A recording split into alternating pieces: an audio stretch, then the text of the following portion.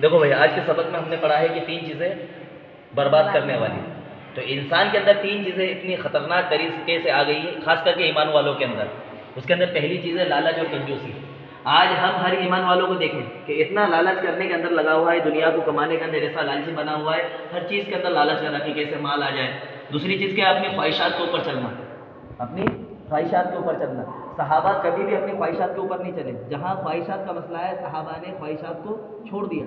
और तीसरी चीज़ क्या है? अपने आप को सबसे बेहतर समझना।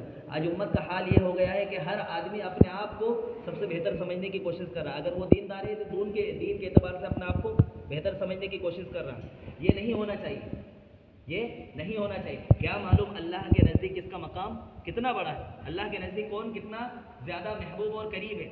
अगर हम अपने आप को दूसरों से बेहतर समझने लगे तो हम नुकसान और घाटे में, क्योंकि हम आप सल्लल्लाहु अलैहि वसल्लम के उम्मती हैं। और अगर एक अमल भी उसका हमसे ज़्यादा निकला जिससे हम अपने आप को बेहतर और अच्छा समझ रहे हैं, तो हम जो है कि नुकसान और घाटे के अंदर है। ये चीज़ें हमको बर्बाद कर देगी। इसी से तकब्बुर, हसद, घमंड, ये चीज़ें पैदा होगी। अपने आप को कभी भी बेहतर और अच्छा नहीं समझना, चाहे दीन का काम हो, चाहे दुनियावी एतबार से हो, हर चीज़ के एतबार से हमेशा अपने साथी को अच्छा समझना। जैसे सहाबा करते थे। सहाबा क्या कहते थे कि मेरे फला साथी मुझसे बेहतर है। सहाबा अपने साथियों की सलाहियतों को, अपने साथियों की खूबियों को आगे रखते थे। अपने साथियों की सलाहियतों को, अपने साथियों की खूबियों को आगे रखते थे। वो अपने आप को बेहतर नहीं समझते थे। आज हमारा मिजाज बन गया, चाहे इल्मी काम हो, चाहे दावत का काम हो, या कोई सा भी काम हो, इंसान अपने आप को बेहतर समझने की कोशिश कर रहा है। इसलिए इन सारी चीज़ों से बचने की फिक्र कोशिश कर